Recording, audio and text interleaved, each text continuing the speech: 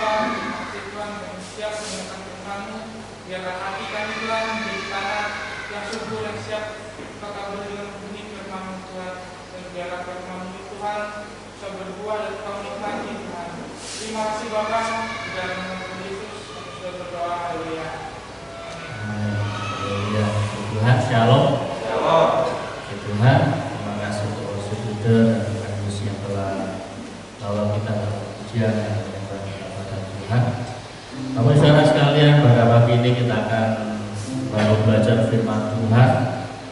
Firman Tuhan yang berbicara tentang padang gurun. Kita belajar saat kita mendengar atau kita pelajari tentang satu kata yaitu padang gurun, dalam pikiran kita langsung muncul sesuatu yang sulit.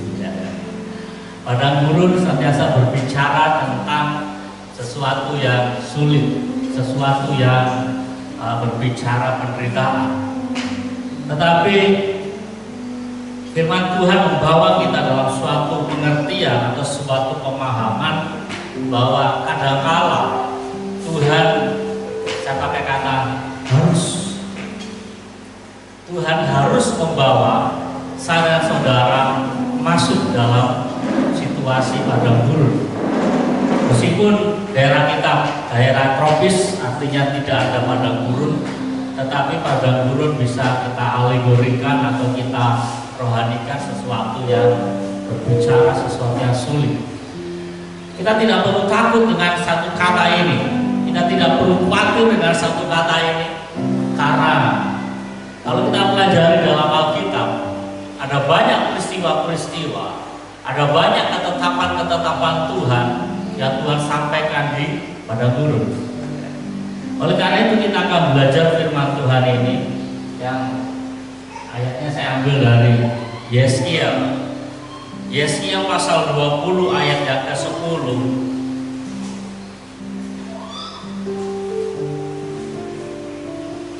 Firman Tuhan katakan, aku membawa mereka keluar dari tanah Mesir dan menuntun mereka ke padang gurun. Bapak saudara sekalian, Nabi Yeskiel dia mendapat akan pewahyuan daripada Tuhan bagaimana pada saat itu umat Tuhan mulai kembali melupakan Allahnya. Israel mulai melupakan akan ketetapan-ketetapan Tuhan. Dan Tuhan berbicara pada Nabi Yeskiel bagaimana di masa yang lalu, ya kan, kalau kita baca keseluruhan daripada pasal 20 dengan judul perikop kasih dan hukuman Allah dalam sejarah Israel. Artinya pasal ini Tuhan mengingatkan kembali dalam generasi-generasi berikutnya, generasi setelah Israel memasuki tanah Kanaan. Dan ayat ini dimunculkan lagi, kata ini dimunculkan lagi bahwa dalam masa itu Tuhan membawa akan Israel itu keluar dari tanah Mesir, suatu yang sudah bertahun-tahun mereka menikmatinya. Lebih daripada 400 tahun Israel ada di tanah Mesir. Mereka sudah terbiasa dengan kehidupan di Mesir. Mereka sudah terbiasa dengan suatu namanya perbudakan di Mesir. Mereka sudah biasa melakukan aktivitasnya, bahkan sampai perkara rohani, yaitu mereka sudah terbiasa dengan berhala-berhala Mesir. Dan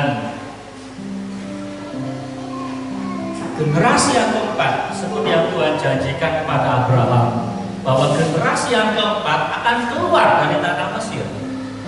Nah, kita akan belajar di sini bahwa bagaimana dan apa maksud Tuhan, ya kan, untuk membawa akan Israel ini keluar dari tanah Mesir. Dan mengapa harus lewat padang gurun? Kok tidak langsung ngambil jalan pintas kemudian masuk Kanaan? Nah, ya kan? Kita akan lihat yang pertama Tuhan mau ada sebuah namanya titik balik. Ada sebuah perubahan dalam pola pikir kehidupan orang-orang Israel. Kita lihat satu ayat lagi di dalam Keluaran pasal 13.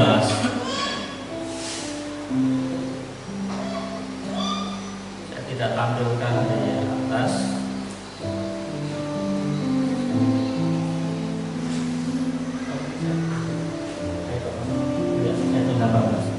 Tapi itu lebih lengkapnya ayat 17 dan 18. Keluaran pasal 13 ayat 17 lebih dahulu saya bacakan seperti itu. Katakan, setelah Fir'aun membiarkan bangsa itu pergi, Allah tidak menuntun mereka melalui jalan ke negeri orang Filistin. Kan kita lihat, saya siapkan pertanyaan. Walaupun jalan ini yang paling dekat, perhatikan kata ayat 17, walaupun jalan ini yang paling dekat, sebab firman Allah, jangan-jangan bangsa itu menyesal apabila mereka menghadapi peperangan sehingga mereka kembali ke Mesir.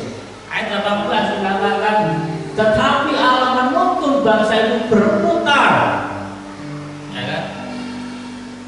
Melalui jalan di padang gurun menuju ke laut Teberau dengan siap sedia berperang. Berjalanlah orang Israel dari tanah Mesir. Tapi saudara sekalian,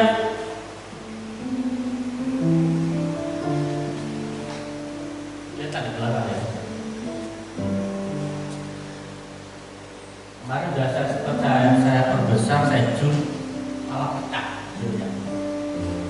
Nanti saudara untuk lebih jelas saudara bisa lihat juga, saudara bisa search di Google.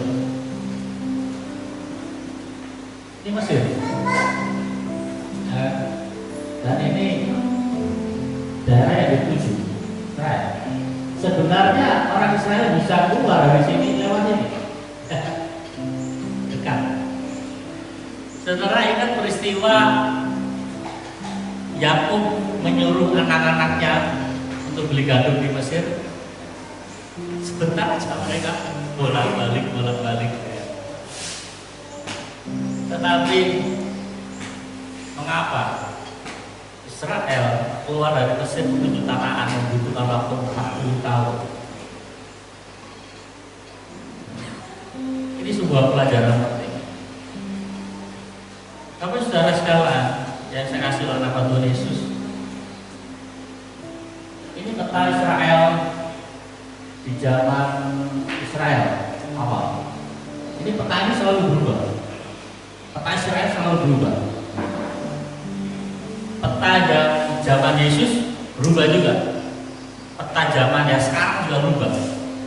Karena mengapa berubah terus? Karena selalu konflik. Ya. Nah, apa saudara sekalian, perlu kita pelajari di sini.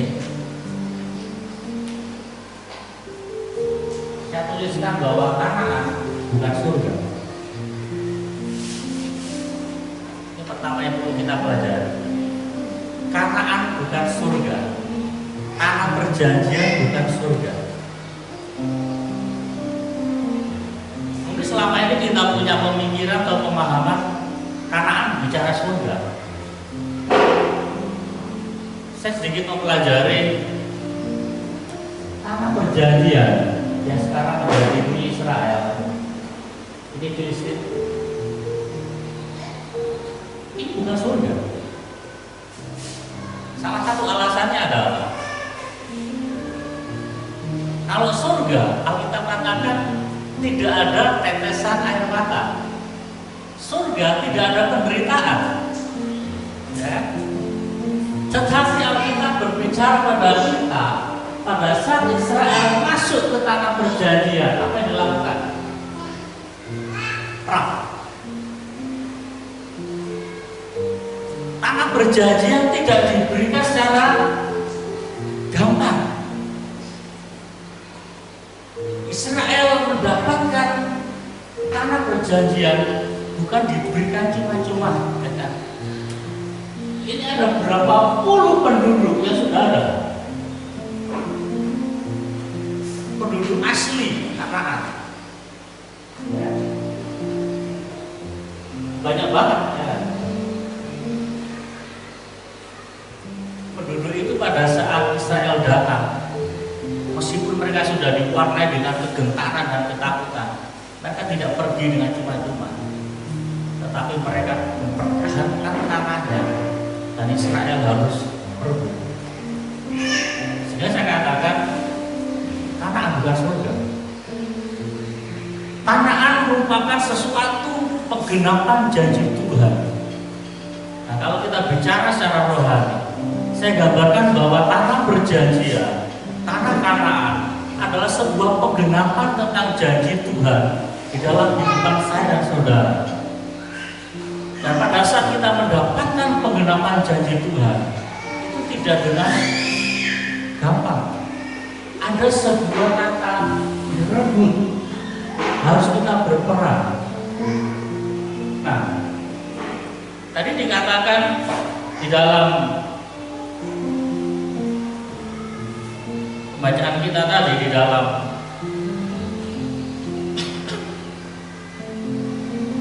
Keluaran pasal 13 ayat yang ke-17 sudah dikatakan bahwa Tuhan berpikir jangan-jangan pada saat Israel ini keluar kemudian langsung berperang, mereka menyesal.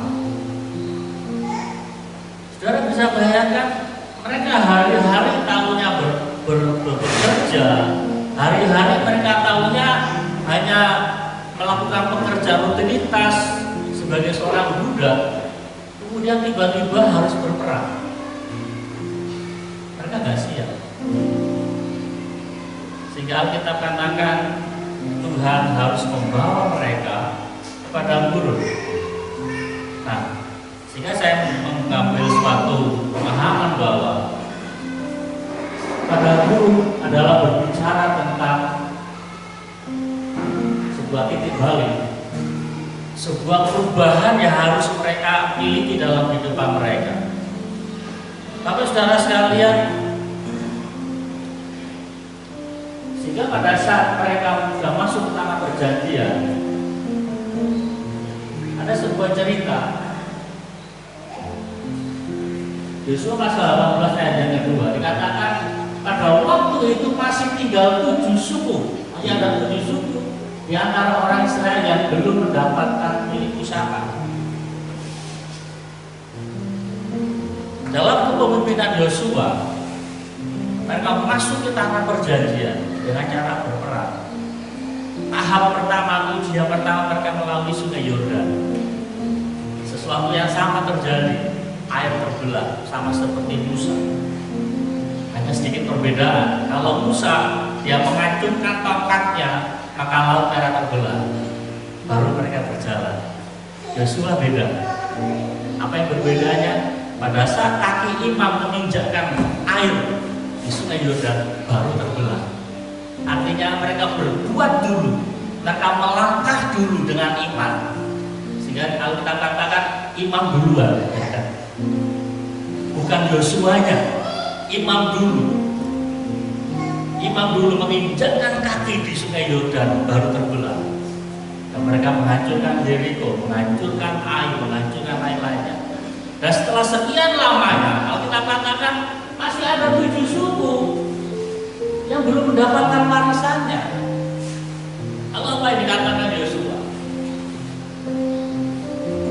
Ada satu kata yang gak enak yang kita belajar. Sebab itu berkatalah Yosua kepada orang Israel, berapa lama lagi kamu bermalas-malas? Hal ini memberitahukan kepada kita bahwa Kanaan bukan surga. Janji Tuhan yang Tuhan berikan bagi kita, janji tentang kesuksesan, janji tentang sesuatu yang bahagia dalam kehidupan kita, kita nggak bisa hanya duduk diam.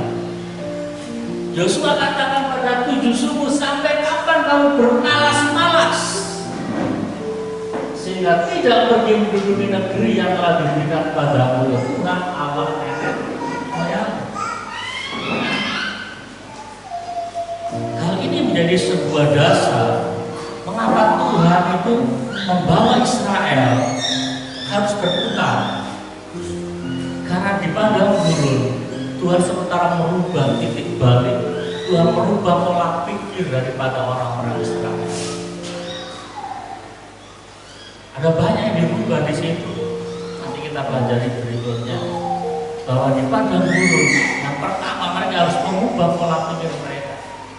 Karena tanah perjanjian yang dikatakan tanah penuh dengan susu dan madunya, itu bukan diberikan secara cuma-cuma, tetapi mereka harus merebut. Hal yang sama juga dalam kehidupan kita. Saya nggak tahu ada berapa banyak janji Tuhan dalam kehidupan kita. Kita harus merubah pola pikir kita.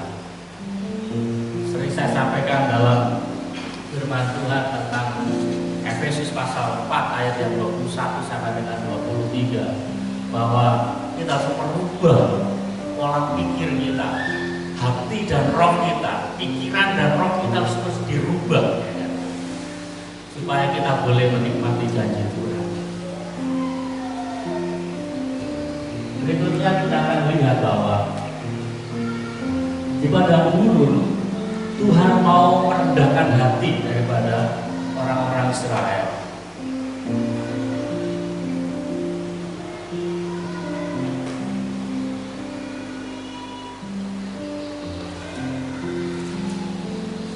Di dalam Ulangan pasal yang ke-8, Ulangan pasal 8 ayat yang kedua, di situ dikatakan, ingatlah kepada seluruh perjalanan yang kau lakukan atas kehendak Tuhan Allahmu di padang gurun selama 40 tahun dengan maksud apa? Merendahkan hatimu dan mencoba yang kau untuk mengetahui apa yang ada dalam hatimu, yakni apakah kau berpegang pada perintah-perintahku atau tidak.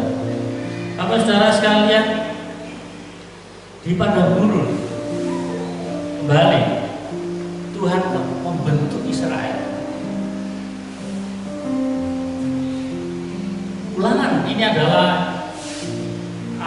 kitab sebagai pengulangan daripada apa yang terjadi dari kita keluaran sampai dengan mereka masuk tanah perjanjian. Sehingga dikatakan kitab ulangan, mengulang semua peristiwa-peristiwa yang terjadi. Artinya ayat ini dimunculkan lagi setelah, ya, dikatakan di padang gurun selama 40 tahun ini Tuhan mengingatkan pada bangsa Israel. Kalau kita lihat dalam perikop itu, Tuhan mengingatkan untuk mereka bersyukur. Bagaimana Israel dapat bersyukur kepada Tuhan pada saat mereka sudah memasuki tanah perjanjian. Mereka sudah menikmati akan segala sesuatu yang baik di tanah Kanaan. Bagaimana mereka bersyukur kalau mereka tidak memiliki hati kerendahan hati. Tapi saudara sekalian, tidak jarang orang mengalami kesuksesan, keberhasilan dan menjadi sombong, menjadi angkuh. Mereka berpikir bahwa keberhasilan yang diraih semata-mata karena kerja keras. Memang kita harus kerja keras, tetapi minggu lalu sudah saya sampaikan bahwa pertolongan Tuhan, mujizat Tuhan pada saat Israel masuk tanah perjanjian itu tetap nyata. Memang bentuknya berbeda dengan Israel mengalami mujizat di padang gurun, berbeda. Pada saat Israel ada di padang gurun, mereka mengalami mujizat bagaimana Tuhan turunkan mana dari surga. Mereka nggak perlu menanam, mereka nggak perlu menuai, mereka tinggal ambil roti mana dan dimasak. Mereka nggak perlu piara ternak, padang gurun Tuhan kirimkan burung puyuh. Saat mereka mengalami kehausan, Tuhan beri air minum dengan cara mujizat. Mereka nggak perlu gali sumur. Mujizat nyata terjadi. Mungkin kita berpikir mujizat seperti itu, ya itu memang mujizat. Tetapi pada saat Israel masuk tanah perjanjian, mereka masuk ke tanah Kanaan, semuanya itu tidak terjadi. bukan berarti Tuhan tidak ada, bukan berarti tidak ada mujizat, tetapi pola, ya kan? Cara Tuhan membuat mujizatnya berbeda. Berbedanya apa? Pada saat mereka berperang, Tuhan memberikan kemenangan. Ada beberapa kali saya baca Alkitab bahwa dalam peristiwa peperangan Israel, orang-orang yang mati karena Tuhan yang membunuh orang-orang itu lebih banyak daripada yang dibunuh oleh pedang orang Israel. Dengan cara Tuhan menjatuhkan batu dari langit. Kalau dipikir di mana ada hujan batu, ya kan? Tapi itu karena kuasa Tuhan. Dan Alkitab kata itu lebih banyak yang mati daripada yang dibunuh oleh pedang Israel. Itu juga berbicara mujizat. Bagaimana Tuhan memberkati ternak-ternak orang Israel, itu juga karena mujizat. Dan ini di luar cerita yang lain, tetapi konteks yang sama. Bagaimana Tuhan memulihkan harta benda daripada Ayub. Ya. Saudara baca bahwa apa yang dimiliki Ayub, ternak dombanya itu banyak banget. Secara manusia apakah mungkin dalam waktu singkat apa yang dimiliki Ayub bisa berlipat 2 kali ganda? Saya piara ayam aja, ya. Hampir 1 tahun ini nggak pernah tembus 100 ekor, nggak pernah, ya. Nggak pernah. Netas 20, yang hidup 9, ya kan? Yang lainnya mati. Jadi kalau saya gambarkan apa yang Tuhan kerjakan khususnya bagi Ayub, tidak ada kematian atas ternaknya. Apakah itu bukan sebuah mujizat? Apakah itu bukan campur tangan Tuhan bagi Ayub? Kita seringkali membaca pada saat, contoh besar adalah pada saat Israel berperang melawan Ai untuk yang pertama kali. Israel merasa hebat, Israel merasa kuat pada saat mereka sudah berhasil mengalahkan Yeriko. Tetapi pada saat mereka menghadapi Ai, apa yang terjadi? Kekalahan besar. Mengapa? Ada pelanggaran, ada dosa yang dilakukan. Seolah-olah nggak ada kaitan antara dosa dengan kekalahan. Seolah-olah tidak ada hubungan antara kejahatan kita dengan keberhasilan kita. Alkitab mencatat jelas ada hubungan. Dan kalau hari ini kita seringkali melihat ada orang-orang yang berlaku jahat, berlaku dosa, tetapi masih kelihatannya berhasil. Nggak perlu dirayu. Kita bersyukur kepada Tuhan kalau hari ini kita berbuat jahat dan Tuhan menggagalkan akan usaha kita. Kita bersyukur karena Tuhan masih sayang. Jangan sampai kita berlarut-larut dalam kejahatan usaha kita.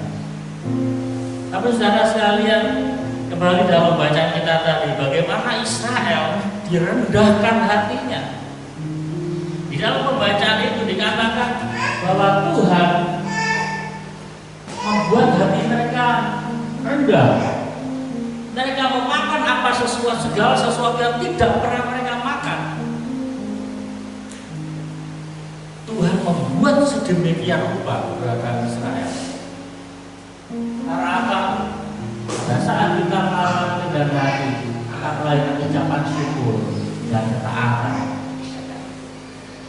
Kerendahan yang Tuhan mau akan melahirkan sebuah ucapan syukur dari kita. Sehingga pada saat kita kalah keberhasilan, saya tahu ini karena campur tangan Tuhan. Memang tangan saya bekerja. Kalau hari ini saya bisa bekerja, saya bersyukur karena Tuhan berikan kekuatan bagi kita. Kalau hari ini saya bisa kuat, saya bersyukur karena Tuhan yang berikan kesehatan. Ucapan syukur. Kalau kita ambil satu persatu panjang, ya. Dan kerendahan hati akan melahirkan sebuah ketaatan. Perkara yang ketiga adalah pada guru berbicara tentang sekolah kehidupan. Saya pakai istilah sekolah kehidupan. Di dalam Yeskiel tadi pasal 20 ayat yang ke-11 dikatakan, di sana di padang gurun aku memberikan kepada mereka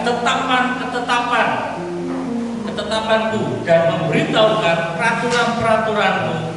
Dan perhatikan ini, saya suka ini. Dan manusia yang melakukannya akan hidup. Saudara sekalian, seolah-olah tidak ada kaitannya firman Allah dengan keberhasilan kita. Ayat ini sebagai salah satu pendukung tentang apa yang dikatakan Tuhan Yesus kepada iblis. Pada saat iblis mencobai Tuhan Yesus, kalau kau memang anak Allah, jadikanlah batu ini menjadi roti. Apa Yesus katakan? Manusia hidup bukan dari roti saja, tetapi dari setiap firman Allah.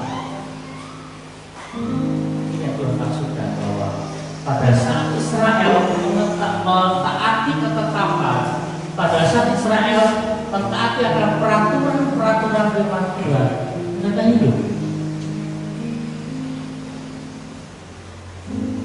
Ada sebuah keberkatan yang luar biasa, ada sebuah keberhasilan yang luar biasa bila umat Israel mentaati ketetapan dan peraturan-peraturan yang Tuhan beri. Dikatakan, dan manusia yang melakukannya akan hidup.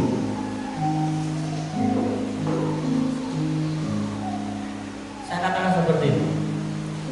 Pada saat Tuhan membawa kita dalam situasi, saya katakan situasi padang gurun, Tuhan tidak bawa kita ke padang gurun yang sesungguhnya secara jasmani.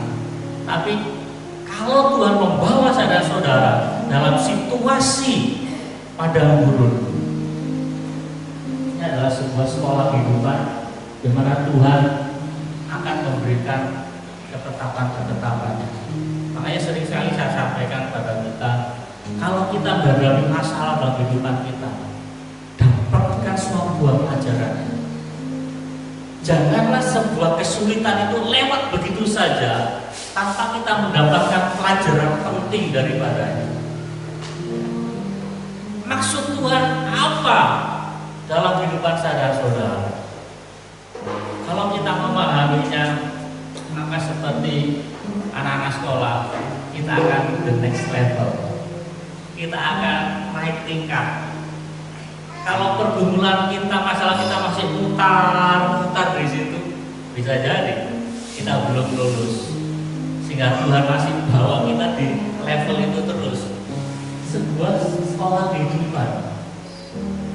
Mari Bapak Saudara sekalian, padang gurun dalam kehidupan kita di dunia bisa jadi masih terus akan kita jalani. Hari ini kita mengalami kesulitan, kita berhasil, dan Tuhan melihat bahwa ini masih ada yang perlu dirubah, kembali ke poin awal, ada sebuah titik balik lagi. Tuhan bawa kita ke padang gurun, kita kadang-kadang memberontak sedikit kepada Tuhan, Tuhan bawa kita ke padang gurun, kita terus diajar Tuhan, terus kita dibimbing untuk kita mempelajari ketetapan-ketetapan dan peraturan Tuhan. Sehingga tidak heran firman Allah senantiasa mengajar kepada kita bahwa segala tulisan, yaitu firman Allah, segala tulisan yang diilhamkan Allah yang bermanfaat untuk mengajar dan seterusnya. Oleh karena itu mari perdalam kita terhadap firman Tuhan. Pada saat kita ada di situasi padang gurun, izinkan Tuhan berikan ketetapan. Tuhan, aku hari ini ada di padang gurun, berfirmanlah Tuhan. Saat kita ada di situasi padang gurun, nggak perlu kita protes, nggak perlu kita menyalahkan orang lain, nggak perlu kita melakukan pemberontakan kita. Saudara tahu apa yang dilakukan Israel pada saat di padang gurun dan mereka memberontak. Tuhan mengizinkan mereka masuk tanah perjanjian. Tuhan tidak pandang bulu. Musa pun, ya kan? Musa pun sebagai seorang pemimpin yang besar, pada saat perkatakan sebuah kesalahan, sikap hatinya salah pada saat di padang gurun, Tuhan hanya izinkan lihat itu tanah yang janjikan padamu, tapi kau nggak boleh masuk. Saya katakan rugi kalau kita sudah sekian lama mengiring Tuhan, tapi kita nggak pernah menikmati sesuatu yang baik daripada Tuhan. Tuhan hanya izinkan kita melihat orang lain berhasil, orang lain ngalahin keberkatan daripada Tuhan, orang lain ngalahin mujizat, kita hanya nonton. Nggak enak, saudara. Mari, kita belum sempurna. Oleh karena itu kita ada di sekolah kehidupannya Tuhan. Akhir firman Tuhan kali ini.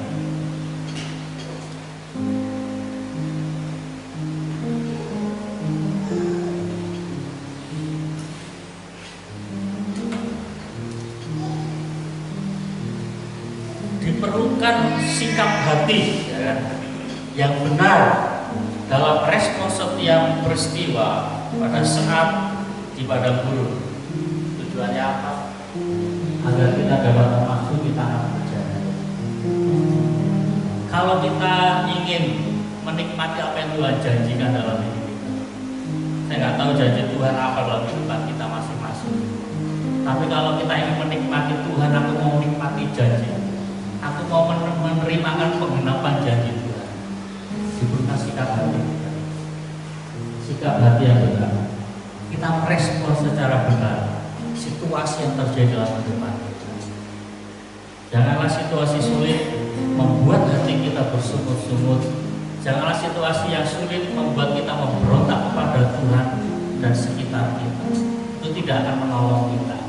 Tetapi respon hati kita yang baik, dengar suara Tuhan, izinkan Tuhan memberikan ketetapan dan peraturan.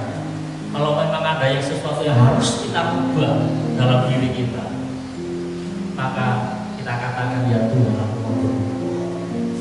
Maka Tuhan akan izinkan saya dan saudara untuk menikmati akan penggenapan janji. Sekali lagi, Kanaan, tanah perjanjian, bukan surga. Jangan berpikir kalau hari ini kita mentaati firman Tuhan, nanti ujung-ujungnya kita nikmatinya di surga. Enggak, kita nikmati tanah perjanjian di bumi, bukan di surga.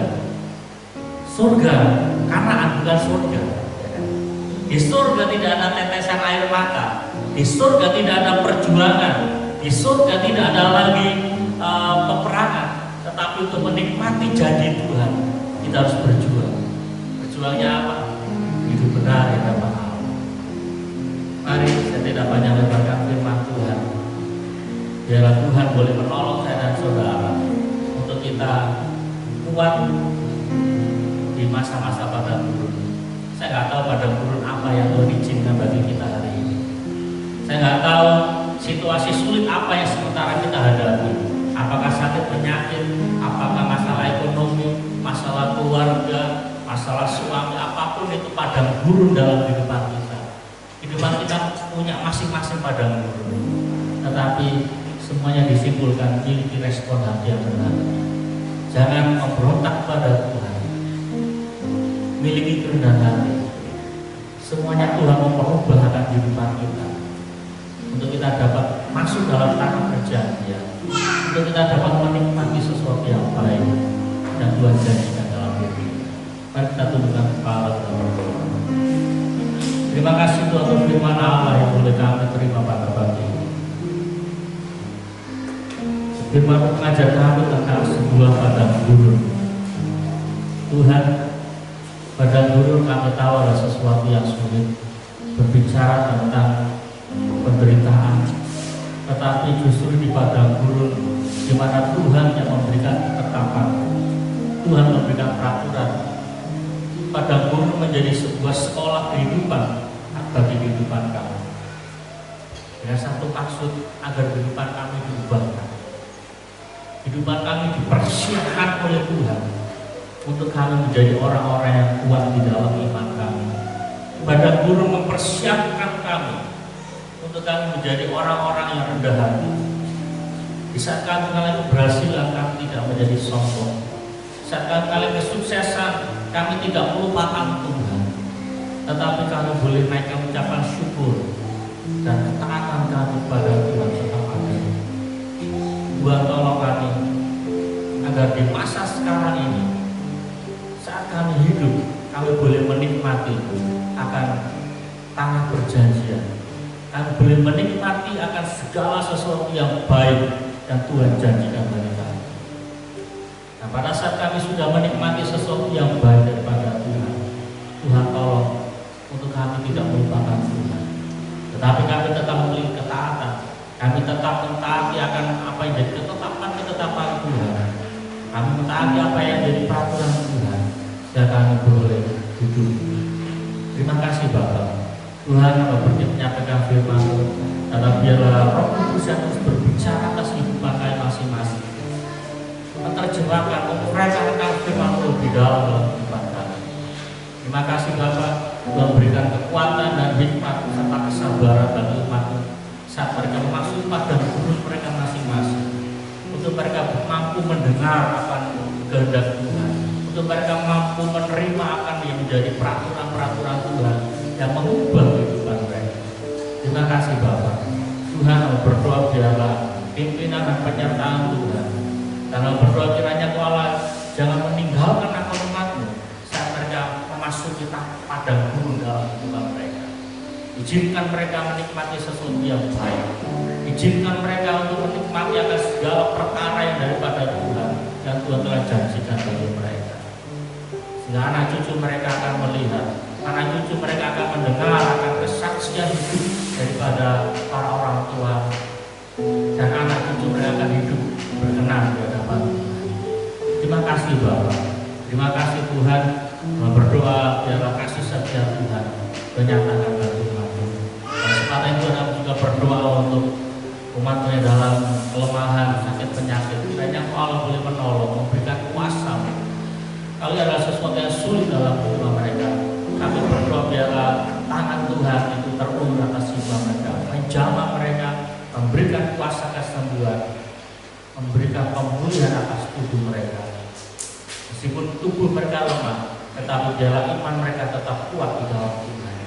Secara jasmani mereka lemah, tapi secara iman, secara rohani mereka semakin bertumbuh di dalam kuasa Tuhan. Tuhan berkati juga untuk bangsa dan negara kami. Tuhan berkati akan para pemimpin kami, dan anak-anak Tuhan yang ada di pemerintahan, anak-anak Tuhan yang ada di posisi-posisi strategis. Berdoa kiranya Allah boleh menolong mereka, untuk mereka boleh menjadi berkat, untuk mereka boleh menyatakan akan kehendak Tuhan dalam kehidupan mereka, sehingga bangsa dan negara kami tetap ada di dalam kehendak Allah Tuhan. Terima kasih Bapak. Tuhan berkati akan kehidupan kami dalam seminggu ini, biar kasih setia Allah nyata dalam kehidupan kami. Terima kasih Bapak. Ini Tuhan segala doa dan ucapan syukur kami yang disempurnakan dengan doa yang Tuhan ajarkan atas setiap orang-orang percaya. Bapa kami di surga, kuduskanlah nama-Mu, datanglah kerajaan-Mu, jadilah kehendak-Mu di bumi seperti di surga. Berikanlah pada hari ini makanan kami secukupnya, dan ampunilah kami akan kesalahan kami, seperti kami juga mengampuni orang yang bersalah pada kami. Dan jangan bawa kami dalam pencobaan, tapi lepaslah kami pada jahat, karena Engkau yang punya kerajaan dan kuasa dan kemuliaan sampai selama-lamanya. Amin.